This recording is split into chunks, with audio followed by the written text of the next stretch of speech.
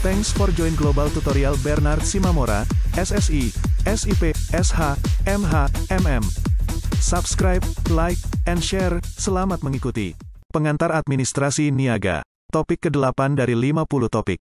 Persaingan dalam bisnis global, seperti diketahui, kemajuan teknologi informasi dan transportasi dewasa ini telah menjadikan batas-batas wilayah antar negara menjadi kurang berarti. Seseorang dapat dengan mudah dan cepat menjalin hubungan dengan berbagai pihak dari berbagai belahan dunia dengan memanfaatkan kecanggihan teknologi yang ada. Kondisi ini menjadikan interaksi atau perjumpaan antar berbagai pihak yang berasal dari berbagai latar belakang yang berbeda menjadi semakin sering terjadi. Salah satu bentuk interaksi yang dihasilkan dalam perjumpaan antar berbagai pihak tersebut adalah terjadinya interaksi dalam bidang perdagangan atau bisnis. Meningkatnya interaksi ini menjadikan aktivitas bisnis antar negara atau bisnis global menjadi lebih banyak terjadi dibandingkan dengan periode yang lampau. Seiring dengan meningkatnya interaksi antar negara, meningkat pula ketergantungan satu bangsa dengan bangsa lainnya. Apa yang terjadi di salah satu belahan dunia akan dapat dengan cepat mempengaruhi situasi dan kondisi di bagian belahan dunia yang lain. Sebagai contoh, terjadinya kerusuhan di Nigeria yang merupakan salah satu negara penghasil minyak bumi telah memicu kenaikan harga minyak dunia, dan naiknya harga minyak dunia akan mempengaruhi kondisi perekonomian banyak negara di dunia, mengingat besarnya tingkat ketergantungan ekonomi dunia akan bahan bakar minyak. Oleh karenanya, kepekaan akan adanya berbagai tren internasional perlu dipahami oleh yang hendak belajar bisnis.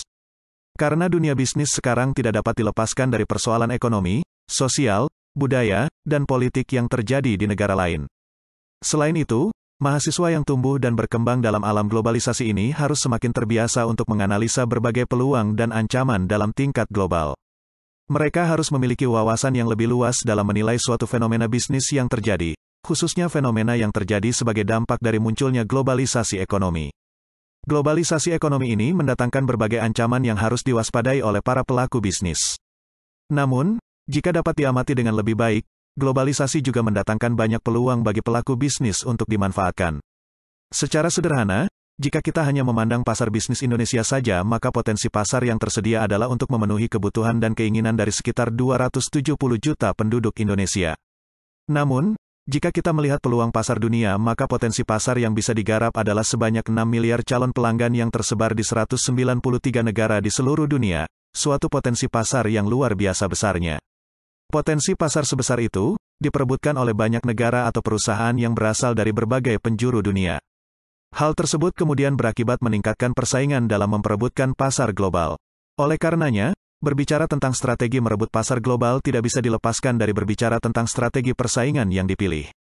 Persaingan bisnis global lebih ketat daripada persaingan di tingkat domestik. Dalam persaingan global, kita harus berhadapan dengan beragam karakteristik yang ada di dalam pasar global dibandingkan dengan pasar domestik. Wawasan, pengetahuan, dan keterampilan bisnis yang diperlukan agar dapat bersaing di pasar global adalah lebih banyak daripada yang diperlukan untuk bersaing di pasar domestik. Mengapa perlu perdagangan internasional? Terdapat berbagai alasan mengapa suatu negara menjalin perdagangan dengan negara lain.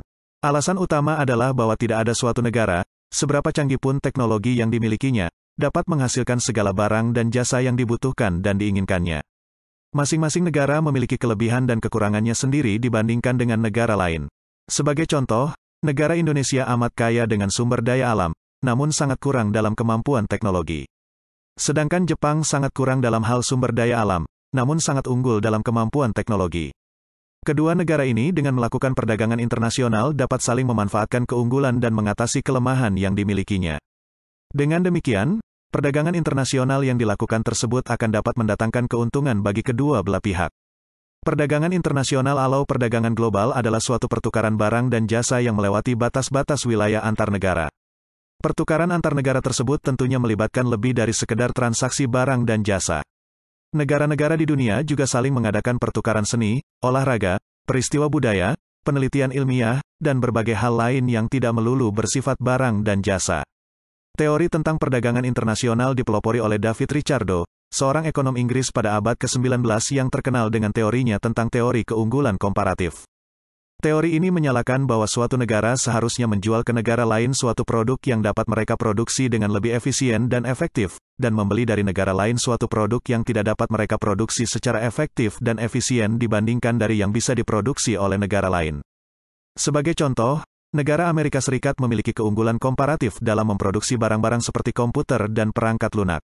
Sebaliknya, negara Amerika Serikat tidak memiliki keunggulan komparatif dalam memproduksi produk tekstil dan sepatu. Oleh karenanya, negara Amerika Serikat tersebut sebaiknya mengekspor komputer dan perangkat lunak yang bisa dihasilkannya dengan lebih efisien dan efektif dan mengimpor tekstil dan sepatu, di mana negara tersebut kurang bisa menghasilkannya secara efektif dan efisien. Negara Amerika Serikat sebaiknya mengimpor produk tekstil dan sepatu dari Indonesia yang lebih mampu memproduksinya dengan efisien dan efektif karena memiliki banyak tenaga kerja murah. Dengan demikian, masing-masing negara akan memiliki spesialisasi sendiri-sendiri dalam memproduksi suatu barang dan jasa. Dengan melakukan spesialisasi, pertukaran yang terjadi bisa saling menguntungkan kedua belah pihak yang terlibat dalam suatu transaksi. Sedangkan suatu negara dikatakan memiliki keunggulan absolut, absolute advantage, jika negara tersebut memiliki kemampuan untuk melakukan monopoli dalam memproduksi suatu produk tertentu atau negara tersebut mampu memproduksi dengan lebih efisien atau paling efisien dibandingkan dengan semua negara lain.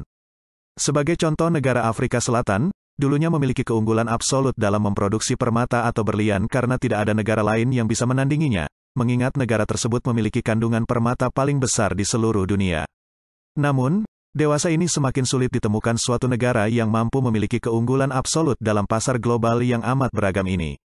Secara umum, bisnis dapat memperoleh keuntungan bila mereka dapat meningkatkan pendapatan atau mengurangi biaya produksinya. Hasil dari keduanya akan dapat meningkatkan keuntungan atau laba yang diperoleh perusahaan. Dalam kaitannya dengan bisnis internasional, perusahaan juga dapat meningkatkan kinerja atau meraih laba dengan aktivitas internasionalnya. Beberapa hal yang dapat meningkatkan kinerja atau laba dari aktivitas bisnis internasional adalah berikut ini. Pertama, ketika pasar domestik sudah jenuh, perusahaan dapat memperoleh pasar baru di luar negeri.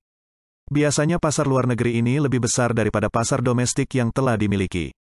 Contoh, ketika persaingan produk mie instan di dalam negeri semakin sengit, Indofood mulai mengekspor produknya ke luar negeri yang masih memiliki potensi permintaan yang cukup tinggi. Kedua, adalah menggunakan sumber daya yang lebih murah. Sebagai contoh di sini adalah biaya tenaga kerja di negara maju sangatlah mahal. Oleh karenanya, banyak perusahaan dari negara maju yang memindahkan atau melakukan relokasi perusahaan ke negara berkembang yang memiliki biaya tenaga kerja yang lebih murah. Hal ini misalnya dilakukan oleh perusahaan sepatu Nike yang memindahkan unit produksinya ke beberapa negara Asia berhubung biaya tenaga kerja di negara asalnya, Amerika Serikat, relatif lebih mahal.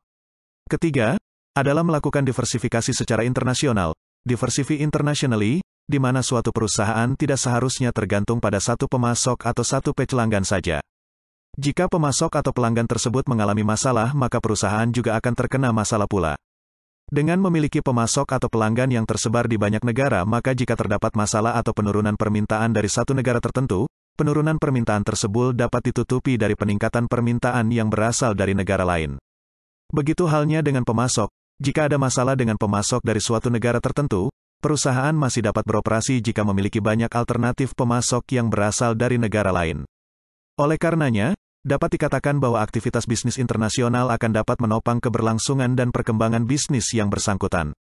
Tentang alasan umum mengapa suatu usaha bisnis melakukan perdagangan internasional, yang pertama adalah untuk meningkatkan pendapatan yang dilakukan dengan jalan melakukan ekspor, investasi langsung ke luar negeri, dan menjalin aliansi strategis dengan perusahaan di luar negeri. Alasan utama kedua adalah untuk mengurangi biaya produksi yang dilakukan dengan cara melakukan impor dan outsourcing, dan juga sama halnya dengan tujuan untuk meningkatkan pendapatan adalah dengan melakukan investasi langsung ke luar negeri dan menjalin aliansi strategis dengan perusahaan di luar negeri. Cara melakukan bisnis internasional. Berbagai cara dapat digunakan oleh perusahaan dalam rangka berpartisipasi dalam bisnis internasional.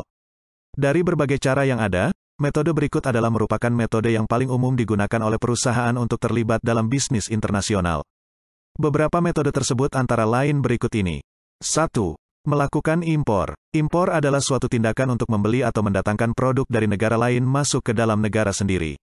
Sebagai contoh, karena kita belum bisa membuat mobil sendiri secara lengkap, maka beberapa komponennya harus kita datangkan dari luar negeri.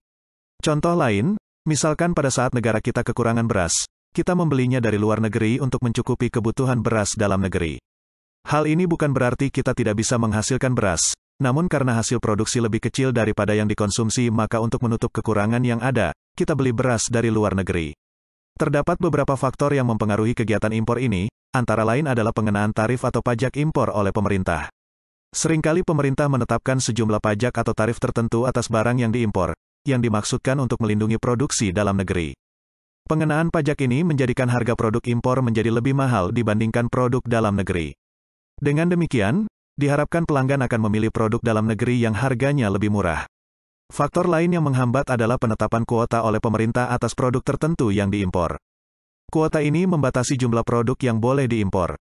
Penetapan kuota memiliki dampak yang sama dengan pengenaan pajak, di mana harga produk impor tersebut menjadi lebih mahal karena jumlahnya menjadi lebih terbatas. Secara umum, bentuk hambatan perdagangan semacam penentuan tarif, pajak impor atau kuota ini akan membatasi jalannya perdagangan internasional yang dimaksudkan untuk melindungi produsen dalam negeri. Produsen dalam negeri terlindungi karena pasar domestik tidak dimasuki oleh produk impor dalam jumlah besar. 2. Melakukan ekspor. Kebalikan dengan impor, ekspor adalah merupakan kegiatan untuk menjual produk yang dihasilkan di dalam negeri ke luar negeri. Banyak perusahaan atau negara yang kemakmurannya ditunjang oleh kegiatan ekspor ini. Misalnya negara kita mengekspor hasil kebun kelapa sawit ke luar negeri. Dengan pendapatan yang diperoleh dari kegiatan ekspor tersebut akan digunakan untuk mendanai banyak kebutuhan di dalam negeri. Suatu negara disebut sebagai negara yang makmur jika kegiatan ekspornya melebihi kegiatan impornya yang tercermin dalam neraca perdagangan antar negara. Sebagai contoh perdagangan antara negara Malaysia dengan Indonesia. Dikatakan Indonesia memiliki surplus perdagangan jika nilai keseluruhan barang yang diekspor ke Malaysia lebih besar daripada nilai keseluruhan barang yang kita impor dari Malaysia. Sebaliknya jika nilai keseluruhan barang yang kita ekspor ke Malaysia lebih kecil daripada yang kita impor maka dikatakan kita mengalami defisit perdagangan. Dalam hal ini, semua negara berusaha agar neraca perdagangannya selalu dalam kondisi surplus.